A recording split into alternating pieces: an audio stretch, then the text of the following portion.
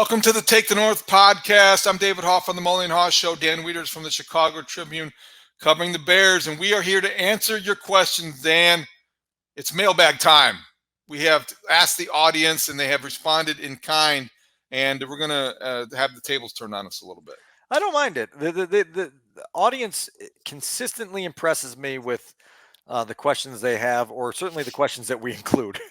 And so it's always a good chance to get some of the things that are on people's minds and be able to provide some clarity. So it'll be fun. I will say this, as somebody who sits in a chair every morning from 5:30 a.m. to 10 a.m.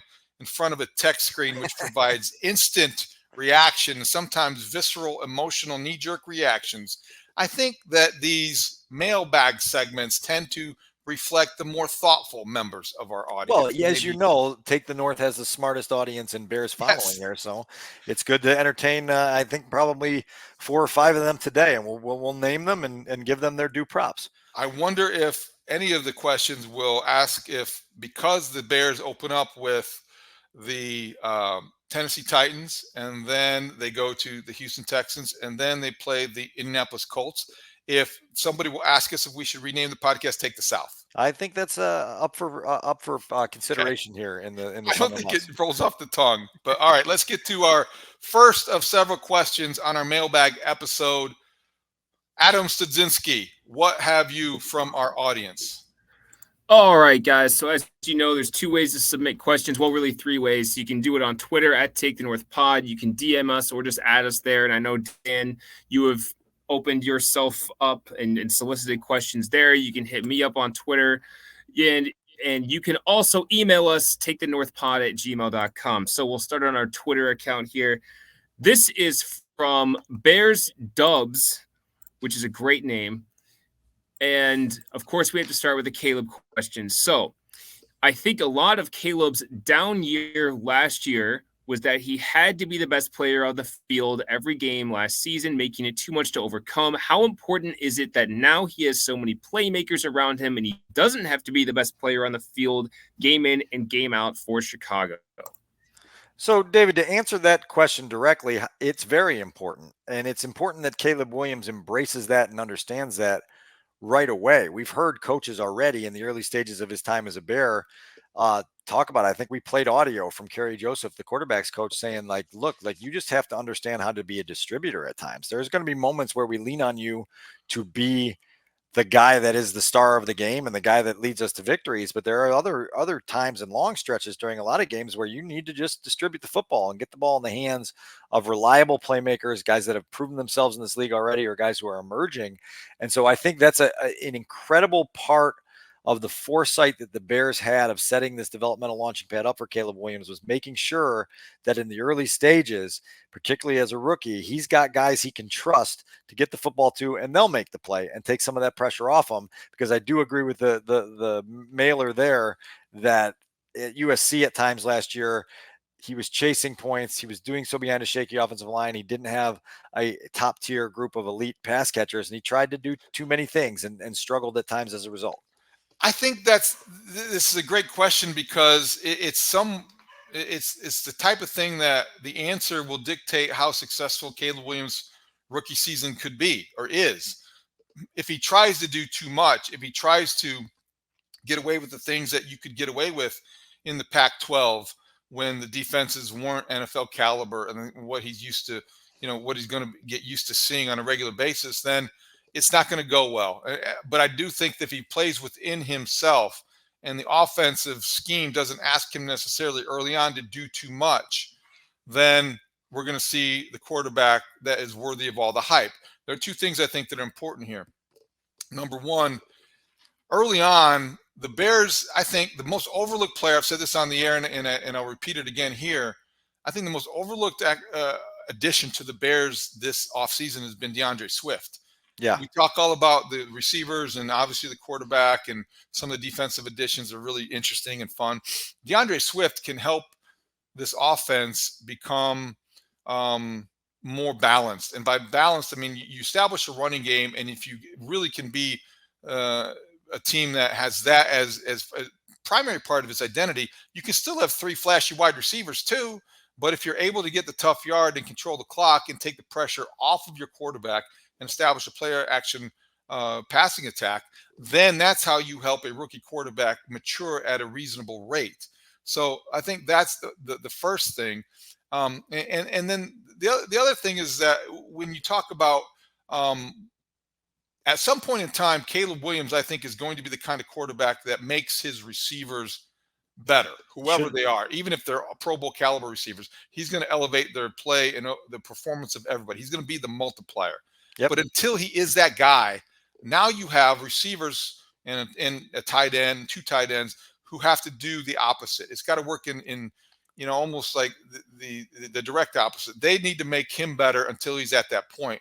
If those 2 things can happen and he can limit his mistakes and they don't ask him to do too much, things are going to go well. One more footnote to that question. Caleb Williams is quote unquote down year at USC. He averaged 302 passing yards a game and had a 6-to-1 touchdown interception ratio. So, okay, if that's the down year, it was the down year for sure, but that still needs to be kept in the proper perspective. And he has to avoid, the turnovers. He has to get better at the fumbles. He has to protect the football, all the things that are football cliches for a reason, because they're repeatable. And they're things you have to remind young players of each and every series. Good first question, because it means so much to this Bears season. What's the next one? All right, guys, for our next question, let's go over to our Gmail, which again, take the North pod at gmail.com. This one is from John, and I'm going to give a shout at this last name, and I'm sorry if I butcher it. Radovanovic, Radovanovics,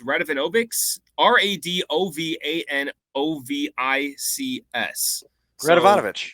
Radovanovic. Yeah, there you go. John says that he's a longtime listener from Canada. So shout out to our friends up north. Based on what you guys witnessed at training camp last year, what sort of signs were there that Fields wasn't poised for the next step? And what lessons can we draw from that as we enter this new era with CW18 under center? Yeah, I'll start with this one, David, because I just my brain instantly went to a moment where Jonathan Jones from CBS was in for a short visit, and there was a 7-on-7 period. And for weeks, we had kind of been talking locally inside the beat of is the ball too slow coming out here? Is Justin Fields not seeing things fast enough, reacting fast enough, and getting the ball where it needs to go fast enough? And I remember standing next to Jonathan Jones during one 7-on-7 period where he was just growing exasperated at how long the quarterback was holding onto the football, going, throw it. And I said, and he looked at me at one point, he said, is it always like this? I said, it's been like this a lot. And I'm glad that you're picking up on it with naked eyes that haven't been here to be kind of influenced and swayed in one direction or another, and seeing that with your own eyes to say, man, the quarterback's not seeing it quick enough. He's not processing it fast enough. He's not getting the ball out quick enough. And those are all little things that add up to some of the struggles that Justin Fields had over 3 seasons as a passer, of being more productive in the passing attack. And so specific answer to that question, I know, but that's sort of one of those things that stands out in my brain as this is not trending in the right direction. Well, it's a great flashpoint for the wrong reasons, because those were the kind of reports you started to get, and they were somewhat redundant, and it was year 3. So I think when you look back, that's a good memory, and it was something that was very prescient at the time. I'm going to remind people of this, though. It's an understandable, respectful question, and we want to be understanding and respectful of in answering it. But I don't think that there's anything about the Justin Fields experience that is going to relate to the Caleb Williams experience, because I think the only thing that's kind of linking the two is that the head coach. I don't know how much he's going to have to do with it, but I don't know. There's such different style quarterbacks, and there's such different skill sets and different abilities. I think the arm talent is extremely different from what we have seen so far. The commonality is that maybe he holds on to the ball a tad long because he's always going to think he can make that extra play or buy that extra time. You want to keep an eye on that. But Ryan Poles said, I think it was during draft week or around one of those press availabilities during the time they drafted Caleb Williams, the history is just that. It's in the past. It's history. I don't really. I'm one of those guys that I'm not going to be convinced that anything that happened previous to Caleb Williams arriving has anything to do with his development moving forward. So it's a new day, it's a new time, and I think that we have to be consistent with that. At least I'm going to try to be, because I don't think that anything that Justin Fields did or didn't do at training camp in 2023 is going to have any impact on how Caleb Williams develops in 2024. I'll just say a couple other things just to add on to that. Number one, Caleb Williams is a rookie, Justin Fields in year 3, different learning curves and different parts of the developmental evaluation process. And so there's going to be a different grading scale for a rookie quarterback in his first training camp versus a guy going into the no excuses tour in year 3. I will also say that for those who get the opportunity and the privilege of attending and covering training camp every day, the eye test matters. And I took on a ton of backlash in 2019 when I started sounding the alarm on how Mitch Trubisky's training camp was going and what it looked like it was trending towards. And people would get mad at me. Well, the coaches aren't saying that. Well, of course, the coaches aren't walking up to the podium after practice and throwing their quarterback under the bus. But if you lived it and you experienced it, you see warning signs and you say to yourself, that doesn't look right. Okay, that doesn't look right. That's day 5 where things don't look like they should at this point. Okay, they're not playing against the 85 Bears on defense. This is starting to get worrisome. And so that eye test matters. And I tell people all the time, I don't know more about the Bears than you do because I'm smarter than you. I know more about the Bears than you do because I'm around the Bears all the time, and if you went out to training camp every single day that they practice and observe the same things, you'd probably have similar opinions. And that's not like I'm not tooting my own horn or being condescending in that regard. It's just that when you get that full sample size of training camp, you can feel things, you can see things. And I think that eye test matters, David. And I think it's important to find the people that can observe those things in a way that inform you consistently in the right direction. Yeah, I mean, expertise is about a lot of things, but football intellect might be one of them, but it's about proximity, it's about access, and it's about experience. And so you have all of those. The people that cover the Bears have, well, all of those, most of those, but you specifically. And I think when people who are there on a regular basis, that's why you trust what they have to say and the reports that they file. That's a good question. Let's go to question 3. All right, let's go back to our Twitter page for this one. Again, it's at Take the North Pod on Twitter. Over to the defensive side of the ball. Is it a realistic expectation for this defense to be a top 10 defense, or can we expect some regression? And that, by the way, is from Billy Wires on Twitter. All right, Billy Wires. Well, I think, Billy, it's very realistic for this Bears defense to be a top 10 defense. If you listen to our episode from earlier this week in terms of the saltiness that the Bears were playing with in the first week of OTA practices, that is hopeful to carry on through the rest of the spring, the summer, and deep into training camp, the talent and the cohesion that's assembled here. I think the key here for this team is not just to be a top 10 defense, but for a team to be opportunistic, to take the football away like the 2018 Bears did, to take the football away like those great Lovie Smith era defenses did, to be a group that consistently puts your offense in advantageous situations. And that comes from a front 4 pressure. And so you got to be able to put heat on a quarterback first and then make plays behind that. If they do that, if they stay healthy, if they keep this group together and united the way they appear together and united right now, I don't think there's any reason to believe that this group can't be one of the best 10 defenses in the NFL. Yeah, I don't think it's only realistic. I think it's necessary. It should be expected. That should be where the bar is set, and maybe even higher than that. I know their aspirations are. They want to be probably the best defense in the NFL, and they probably believe in that locker room they can be. I don't think that you can diminish that or that ambition, and you want to say anything that questions that. If they are lower than 10, they better be good at something. They better be, statistically 12 or 13, but boy, they lead the league in takeaways. They give up a lot of yards on the ground, but boy, they can really intercept the football. Whatever it is, you've got to have a unit, and you have the people in place now that give you give you that vibe that this is a defense on the verge of something special. That's the way you have to approach it. You've done your You've done your work now. It's all in. You've got your offensive weaponry. You've got your franchise quarterback.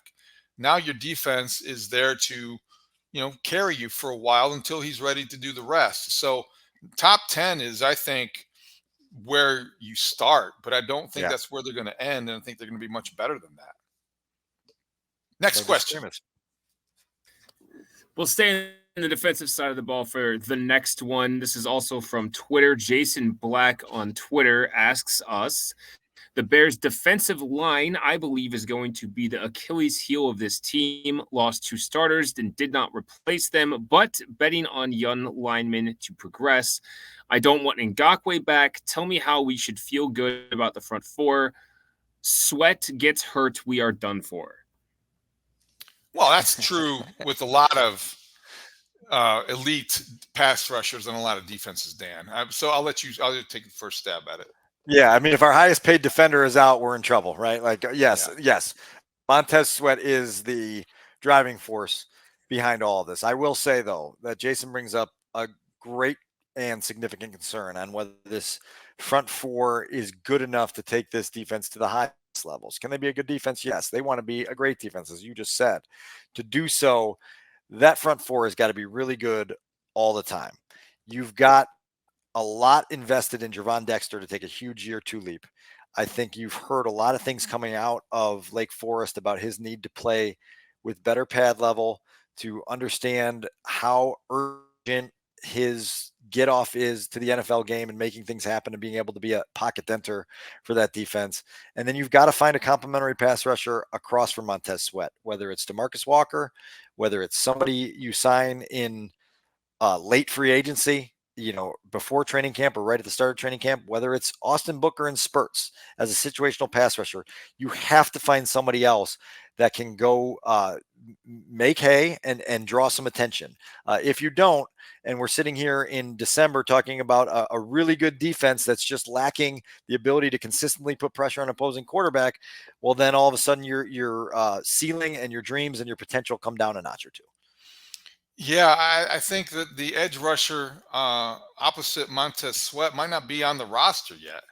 You could sign a guy, it might be Ngakoue, it might be Calais Campbell, it might be somebody who is a veteran retread, if you will, who is a situational pass rusher that gives you 5 to 8 sacks. That would be pretty well. You could live with that. I think the key guy on this entire defense is Gervon Dexter. Flusy talked about his body shape being different. He made an impression.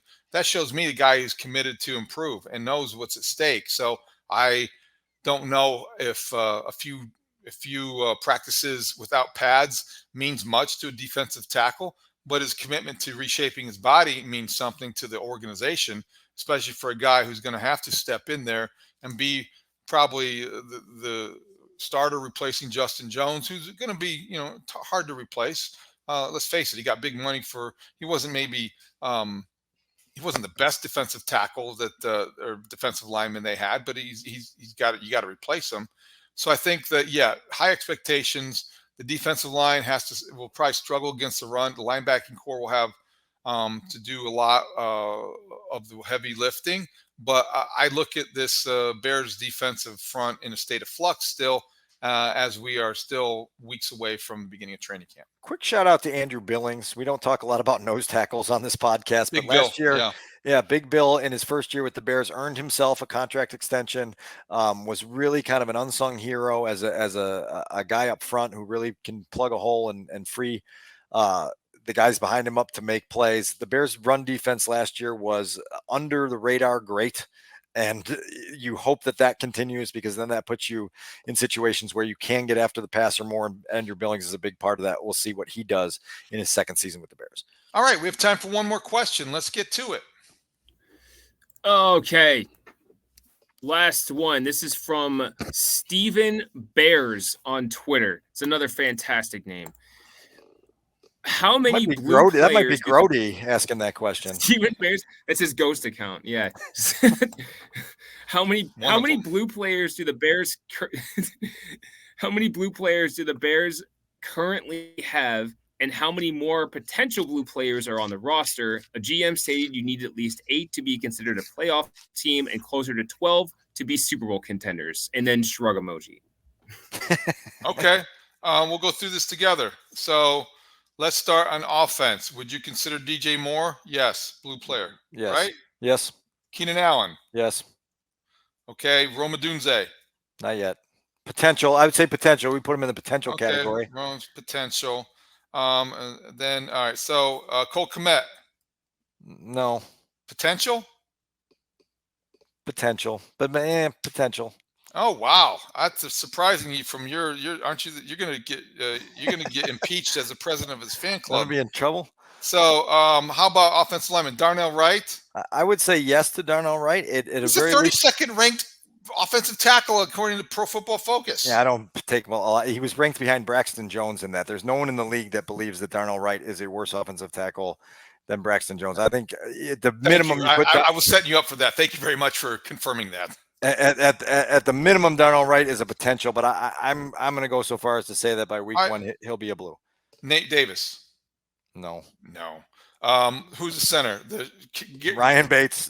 Ryan Bates. When you say who's the center, it means not Coleman, a blue player. Shelton Coleman. Which one is it this week? Yeah, we got to. We told you missed this last week. We said that Coleman Shelton is one of the acts that opens for the No Excuses tour, and we figured that you'd be on board for the Coleman. That's Shelton. a good one. I'm for that. Tevin Jenkins? No. Potential? Let's say no. And then Braxton Jones. That's a no. No. DeAndre Swift? No. Caleb Williams? Yes. Potential. All right. Potential. All right. Caleb. Put in him. And I think that I'm gonna put. No, I think I'm with you on Cole Kmet. All right. So Rome and Caleb are potential. You have 3 deep offensive players who are blue. Let's go to the defense. Montez Sweat. Blue. Yes. Javon Dexter. No. Who's the other tackle? Billings. Big Bill. Billings. Yeah, Big Bill. No. No. DeMarcus Walker. DeMarcus Walker. No. No. Tremaine Edmonds. Yeah. Yeah. I think he's got to be. Yeah. TJ Edwards. No. Really? Not blue. I mean, blue is like okay. you're gonna be a star. You're gonna be an all-pro. TJ Edwards and Cole Kmet are guys you can win all the time with, but they're not blue guys. They're rank and file guys. They're rank and file football players. All right, I'll say no. Then Jack Sanborn. You know what nobody's talking about? Jack Sanborn. Nobody's talking about him. All right, Jaquan Brisker. Potential. Yeah, I think so. Got to stay healthy. Kevin Byard. He was a blue player. Yeah, it's a question still. He was a blue player for several years. He was an all-pro safety. I know, but he was on the street for a reason for a little while. Okay, I say potential. I think he's got some football left in him. Jalen Johnson. Yeah, you got to count him. Yeah, they're paying to link one. Tyreek Stevenson. Not yet. I don't know. I don't know if he's in the potential crew yet. I wouldn't put him there yet. Gordon 100% in the potential category. Kyler Gordon. He could be blue by Christmas. I think so. So you're talking about a blue Christmas without Kyler Gordon. You're talking about 7 there, and then the potential for 4 to 6 others. So that's where you start to get on the cusp. Hold on, we're not done. What did I forget? Tory Taylor. Will Smith. Tory Taylor. Get out of here. Punters are not blue players. Get out. He's the best punter in the NFL. Get out of here. Next, Patrick Scales, no. Okay. Cairo Santos, no. So how come we never talk about holders?